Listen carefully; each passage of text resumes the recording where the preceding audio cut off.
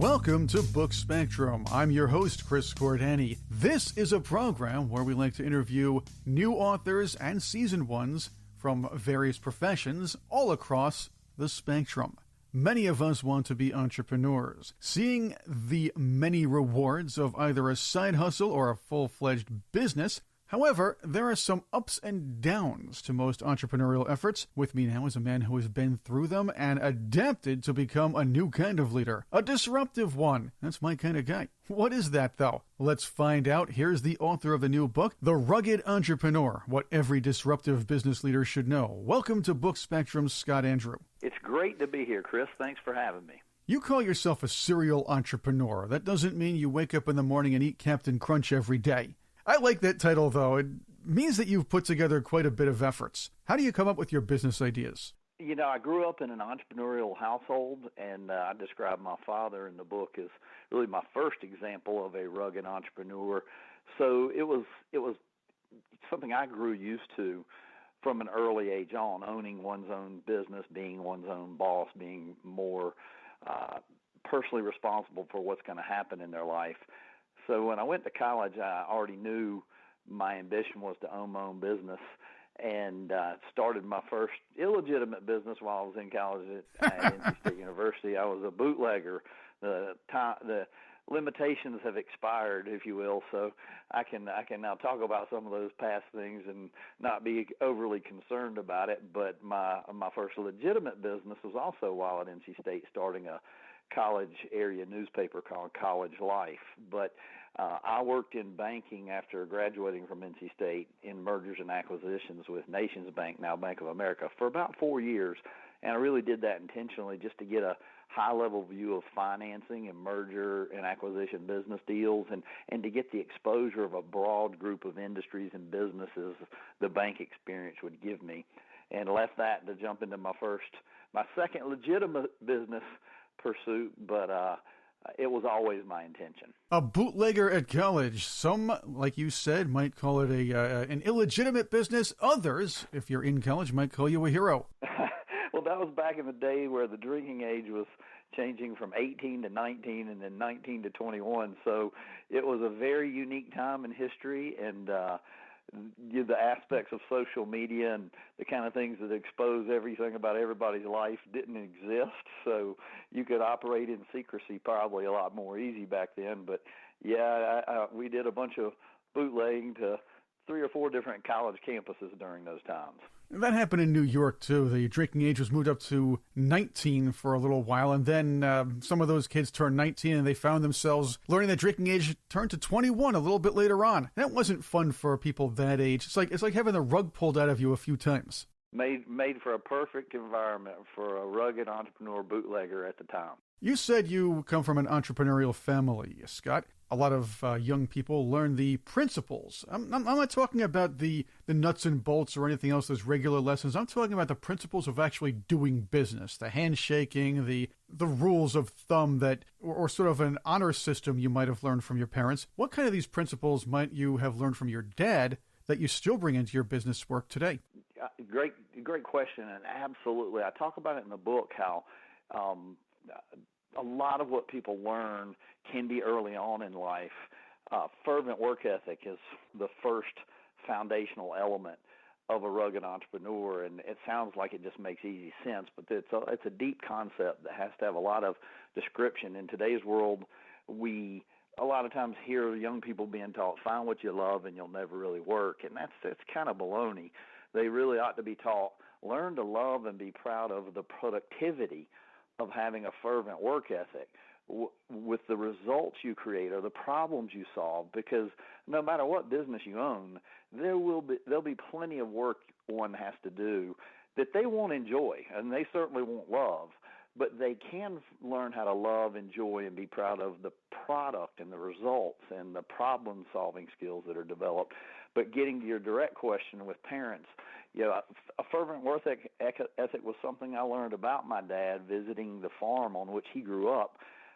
My grandmother stayed at that farm well into her late 80s, and learning about the kind of work people had to do coming out of the Depression era on a farm and the minimal existence it was, and then to learn about my dad's story of kind of rising up out of that farm existence through sports and academics.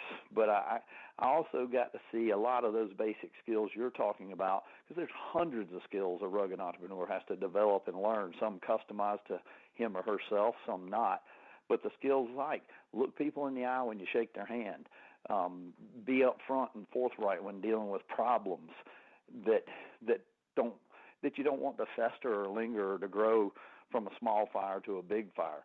So, yeah, having been raised in an entrepreneurial family is a big advantage, because you learn so many. I can remember when I was about 7, learning to drive a forklift with my dad. He owned a distribution company, and he would go in on weekends to unload rail cars when they didn't have a weekend staff. But he was the owner, and he would go in to unload the rail cars so products would be in inventory on hand for Monday delivery. And he would take me with him, and that's when I learned to drive a forklift. Oh, there you go. A rugged forklift driving entrepreneur. Can anybody become a rugged entrepreneur, or is it something you have to be born with? Definitely not born with. Anybody. It really, entrepreneurialism doesn't have any type of discrimination, if you will. It's blind. It doesn't see race or age or sex or religion or whether you're born to affluence or poverty.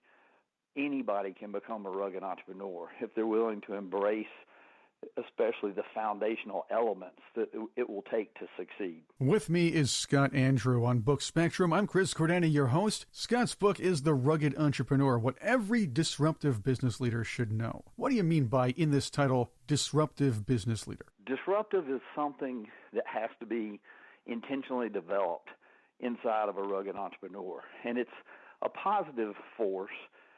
By disruption, meaning first you've got to learn how to disrupt yourself. You got to be humble enough with a healthy enough pride to be teachable and coachable, so that you can learn a broader view of your industry, your products, your people, your competition, and the world around you that is always going to be chaotic.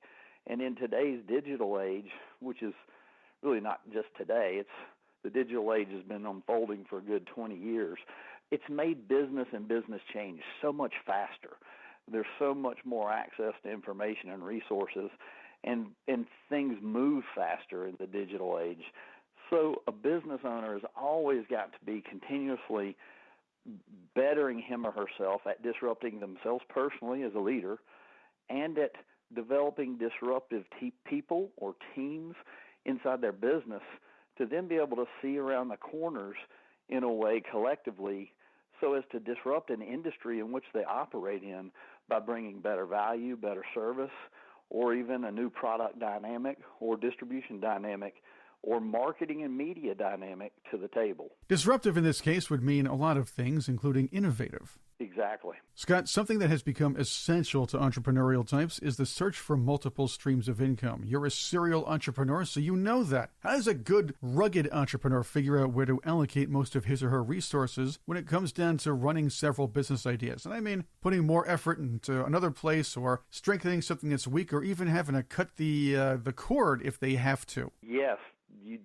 It gets back to another aspect of being humble, but having a healthy pride. It doesn't seem like those two things go together that well. But you've got to be humble enough to be coachable, to be teachable, whether it's when you read a book, and it's a moment where you can be very naked because you're not having to put yourself out in front of any individual. You're exposing yourself in your own mind to that author and the wisdom they've put in that book. So it's a great way to disrupt oneself. But you've got to be able to be humble so that you can empower individuals. You've got to embrace the fact that you're going to make mistakes. You got to be willing to apologize for them. And if you learn to then empower individuals, I've seen so many business owners over the years, entrepreneurs, not become what I would call a rugged, because they didn't learn how to empower other people well, and therefore their abilities were generally limited to focusing on only one business at a time. Chris, it's a skill in the book. I really identified a difference between rugged millionaires and rugged billionaires. Billionaires generally all have the ability to empower people, teams of people, and entire organizations in a way where those people go and make mistakes and will generally do 2 or 3 times as much to make up for that mistake and ultimately create a better result than if the mistake had not been made. And the bigger business owners learn how to empower others so that they can do what you just spoke of, focus on new brands, new products, new industries, new business models, and own multiple businesses and be able to lead those organizations as an individual. Scott Andew, being a rugged entrepreneur, you decided that it's time to start teaching others how to become rugged entrepreneurs. You do this in the book, but you also teach online and I believe at a program at East Tennessee State University as well. Yes, we have, my wife Daphne and I own 3 holding companies. One of those is specifically designed, Retail Service Systems, to disrupt industries where a model can be franchised. And we decided about 15 years ago, we were walking our dogs, and we had already owned probably 24 or more different companies, from rodeo production to beverage wholesale. And we had decided that it was a lot more gratifying to us to own businesses where we could actually empower and teach free enterprise and business ownership and personal responsibility to business owners. And that was about the time we were creating the term rugged entrepreneur and classifying different groups of entrepreneurship. But in that moment, in that decision to focus our business interests on empowering and teaching entrepreneurialism, we made our move with an emphasis on franchising. Retail Service Systems was designed to disrupt the franchise industry, which in general, it has a reputation for creating caustic relationships between franchisor and franchisees.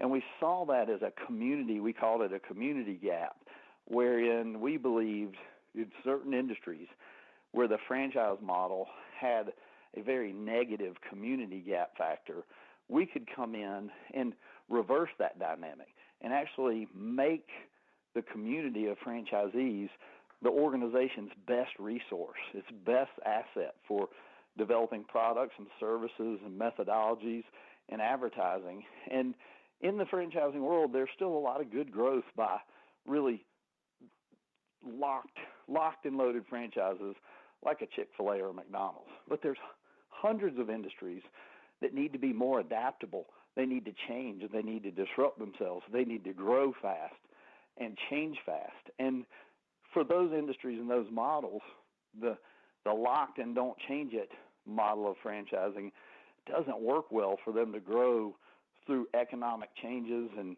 market condition changes. So we saw that, and that's we started BoxDrop in the home furnishing industry. It just had a horrible franchise reputation for that word community. And at the end of 2013, we had 17 locations. Today we have a little over 500, and it's been one of the fastest growing companies in America on the Inc. 5000 list for 4 straight years. I want to get to BoxDrop in a little bit, but you brought something rather interesting up. You were in the rodeo business. Yeah. You got to be rugged for that, I suppose, huh? Well, I did ride a bull in an event. I only did that once, and I wouldn't recommend it, nor would I do it again, but I had run a sales incentive. I owned a beverage wholesalership and had run a sales incentive tied to a rodeo that we were doing on a weekend event with our rodeo production company, and I had made a promise if a certain goal was hit, I would ride a bull, and the goal was hit, so I had to live up to the promise. But that rodeo production company, it probably would have been a better choice for Daphne and I to buy a ranch, because we lost enough money to have bought a ranch, but don't have the ranch to show for it. So it was a great business. It was a little ahead of its time, but it was one of the examples of having to close a business down and take the hard knocks of lessons that didn't work out so well. Well, there you go. It looked like fun, but if you have too much of an emotional attachment to a kind of business, you won't be able to shut it down, and then it kind of snowballs into something worse. Yeah, it's another way, a reason you learn to be humble, because if your ego is a little too strong, your pride of not wanting something you've done to be seen as a failure will make you hang on too long as well. I'm Chris Cordani, the host of Book Spectrum here. That's what you're listening to. My guest is Scott Andew. He is the Rugged Entrepreneur. So he wrote a book, The Rugged Entrepreneur, What Every Disruptive Business Leader Should Know. I produce a few shows, as many of my listeners might remember. One of them is a business show. It's in New York. The host is a multimillionaire money manager who says constantly, now just keep in mind, he started his business from $5,000 in a card table to being a multimillionaire. He says, if I'm the smartest person in the room, I don't want to be there for too long. This seems to be a good piece of advice for a good rugged entrepreneur. What are your thoughts on that? Yes, it fits into that humble and healthy, humble nature with a healthy pride. And I suggest people build what I call mastermind teams or advisory boards. And it's always better to sit at a table or in a room where you're surrounded by people way smarter, way better than you. It's kind of like sports. If you decide you're going to play basketball with a bunch of people far inferior to where you are now, you won't elevate your game. If you choose to play with a group of people who are much better than you are, you'll be forced to elevate your game. And you can do that in business the same as it's done in sports. And if you make that a habit, you will always be able to find groups where you are the lesser in the room or at the table, and thus force yourself to grow your strengths to rise up to be an equivalent to those levels. So I think it's an absolute must for becoming a rugged entrepreneur. I brought that up because in your book you discuss how you've actually done this. You make it a point to have conversations with people like Oliver North, Colonel Oliver North, and multi-billionaire Shahid Khan, as many of you know, the guy who owns Flexingate and the Jacksonville Jaguars. Who have you met, and what are some of the interesting things you may have learned from them? Well, going directly to Mr. Khan, just an incredible story. He was an engineer from the University of Illinois, and he actually went to work for a company he interned with that he ultimately bought as he developed the continuous bumper. And he bought it because his company, Flexingate, needed it for manufacturing purposes, but that's the company, Flexingate, that made him a billionaire the first time. He bought the Jaguars in 2012 for a little over $700 million, and 5 years later, Forbes estimated the team had just over a $2 billion value. So he's built a $1 billion net worth in two different business ventures, which is quite amazing. When you study the difference between $1 million and $1 billion, it's quite significant. But I've had a chance to spend time with Steve Forbes, wrote a great book about how capitalism would save America. And obviously he's the president and runs the Forbes media company now. But from military leaders to business leaders, I've had the chance over the last 30 years to study hundreds of great business owners. Scott Niswanger here in Eastern Tennessee, he's the founder of Land Air Freight. He was a private pilot for Magnavox when he graduated from Purdue years and years ago. And they were actually selling televisions faster than they could manufacture them at the time out of a plant in Greenville, Tennessee. And he was their private pilot, and they had this problem he heard them discussing, and he got an idea to take the seats out of a twin Piper Cub airplane, and he could fly to different parts manufacturers around the country.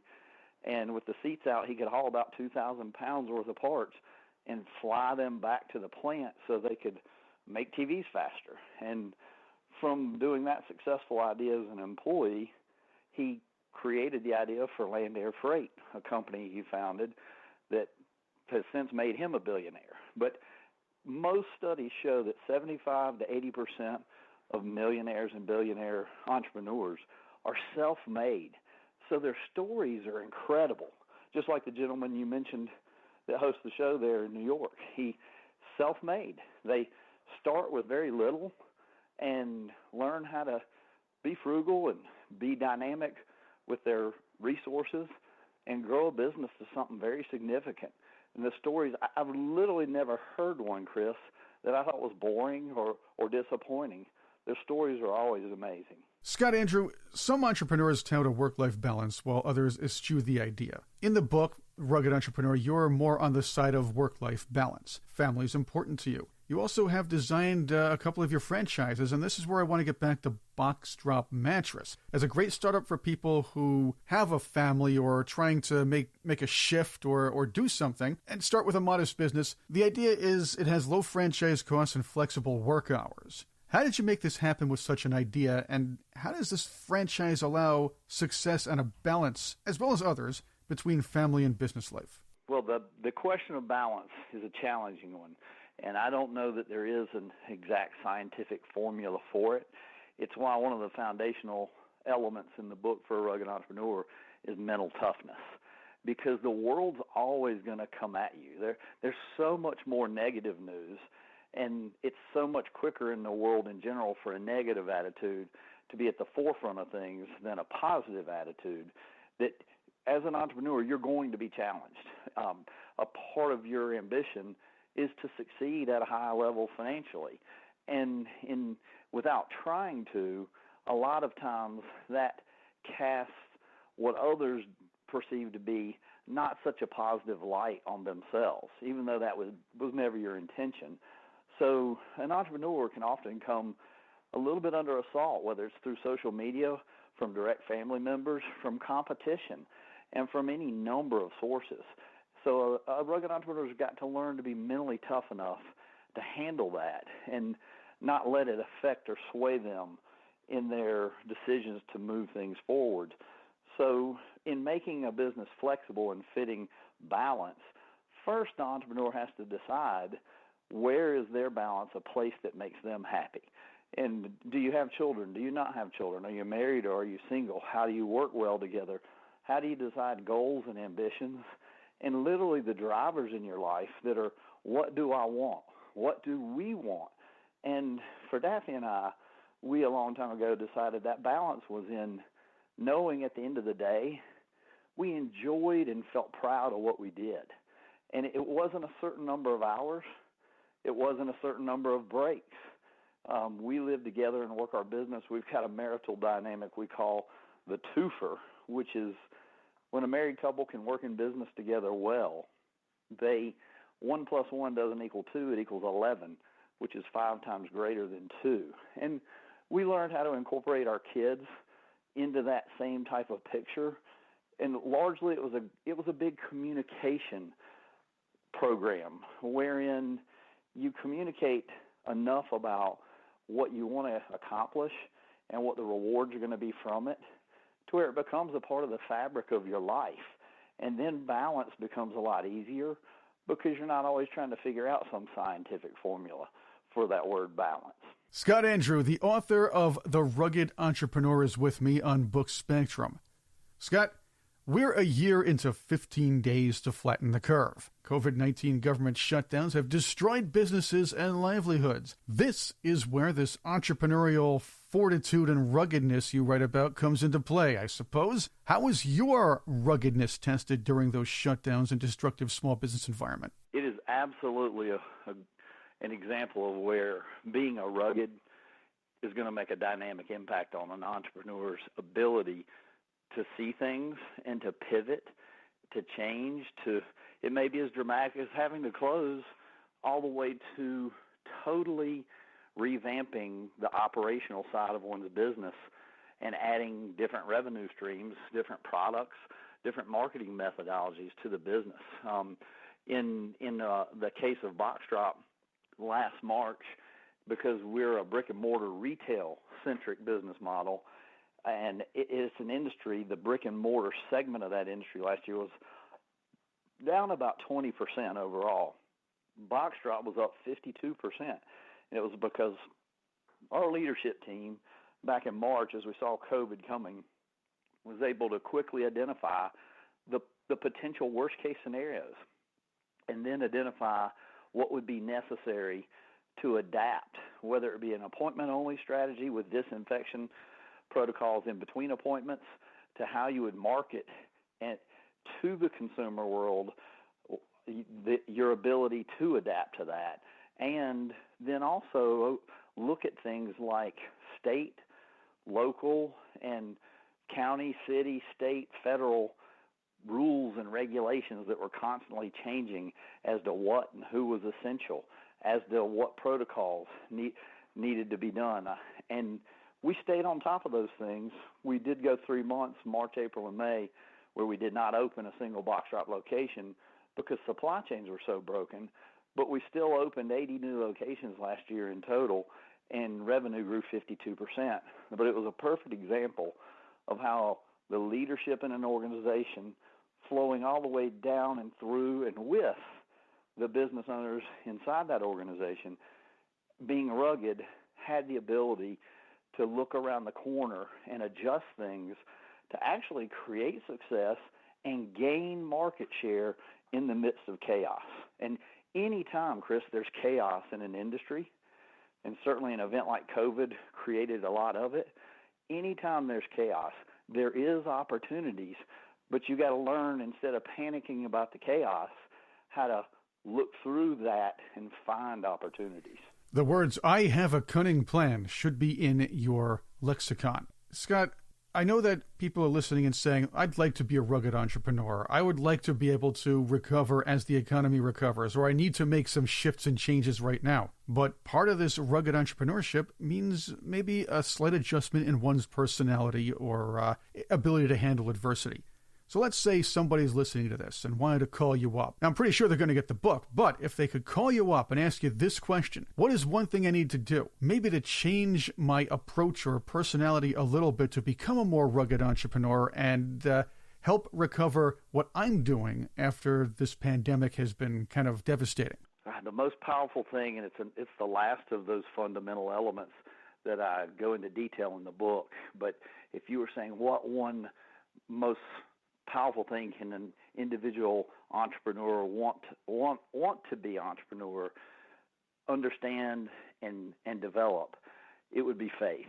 And in the book, I address faith from the aspect of the 4 major religions, which is billions of people around the world, because their aspects of faith or definitions of faith are very similar, but they are different. But then I also go into just a non-spiritual concept of faith, because it's a power that people exercise every day, whether they know it or not. In other words, if you went to sleep tonight and you knew that if you fell asleep, you were going to stop breathing and thus die, you wouldn't be able to go to sleep. But you go to sleep just fine tonight without thinking about whether you will or will not breathe, because you take it on faith that you will breathe. Your eye is the smallest organ in the body, but it has the most working parts, a little over 2 million parts. It's the fastest moving muscle organ in the body. But if any one of those 2 million parts stops working properly, it will affect your eyesight, all the way up to possibly even going blind. Knowing that, if you didn't have faith that your eye was going to work right today, it would drive you crazy. You'd go to the doctor all the time. But you taking on faith that your eye is going to work today. Or once you tie your shoestrings, you don't constantly look down to see if they're untied. You just take it. You have a faith. And what I'm saying there is everybody exercises a faith switch on a daily basis in their life. Once you realize that, and you realize how powerful of a force it is, there are things you can do to intentionally develop faith as a skill set and grow that strength and learn how to turn that switch on and off more often, both through yourself and through people in your organizations. Steve Jobs talked about it, saying, you can't sit here today and look into the future and know exactly how the dots will connect. But you can have faith that in the future, when you look back, those dots will have connected. And he said that was a skill and a power that entrepreneurs had to have to make it in business. Scott Andew, how can some of our listeners catch up with you and learn more about what you do? The easiest way to take a look into this world of rugged entrepreneurialism is just to go to www.ruggedentrepreneur.com, and you can download a free chapter of the book. You can read about the reviews. You can sign up for Rugged Bits, which will be a monthly electronic newsletter. I know that's an archaic word in our age, but bits and nuggets from different rugged entrepreneurs, just a good reinforcement of some of the skills and habits and things and stories of them successfully being implemented that help a rugged entrepreneur stay inspired. The book, The Rugged Entrepreneur, What Every Disruptive Business Leader Should Know. Thank you once again for being with us on Book Spectrum, Scott Andew. Thank you for having me, Chris. It's been a blast. You can find the book on Amazon, Goodreads, and other digital outlets. You can also find links to the book and where you can buy it on our website, bookspectrum.com. I'm Chris Cordani. Thank you again for listening to Book Spectrum.